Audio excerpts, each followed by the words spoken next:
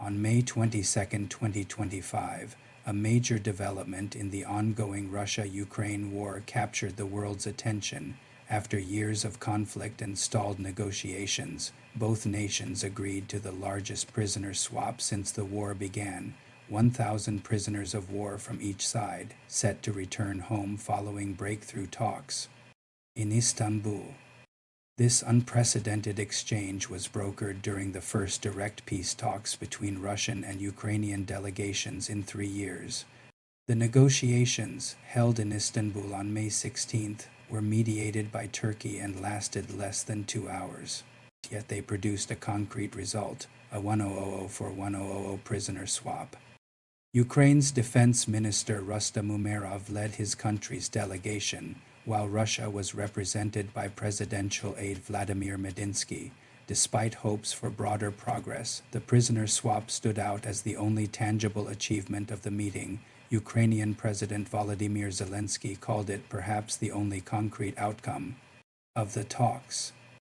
President Zelensky emphasized the importance of bringing Ukrainians home. He said, "Returning all of our people from Russian captivity is one of Ukraine's key objectives. We are striving to ensure this outcome is realized. Preparations for the exchange are underway." Ukraine's security service, together with the health ministry and other agencies, is compiling lists, setting up infrastructure, and preparing medical teams to receive returning servicemen. The Joint Coordination Center for the Search and Release of Prisoners is at the heart of these efforts. Both sides have exchanged detailed lists of prisoners.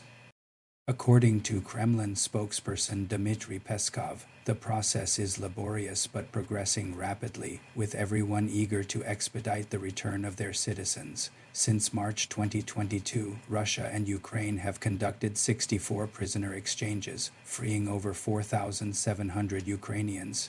Yet this latest agreement dwarfs all previous efforts, both in scale and in diplomatic significance. Despite this progress, the broader war continues.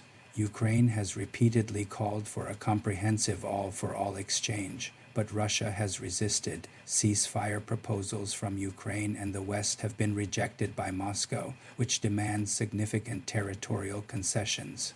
Internationally, the prisoner swap is seen as a rare point of cooperation. The talks were partly motivated by pressure from leaders like U.S. President Donald Trump, who has pushed for an end to the conflict. However, Russian President Vladimir Putin declined to attend the talks in person, sending lower-level officials instead. For families awaiting their loved ones, this swap is a beacon of hope. Yet many questions remain. Will this exchange open the door to further negotiations? Or is it just a brief pause in a long and bitter war? As the world watches, the fate of 2,000 soldiers hangs in the balance. Could this be the first step toward peace or simply another chapter in a conflict with no end in sight? Subscribe for more updates on the Russia-Ukraine conflict.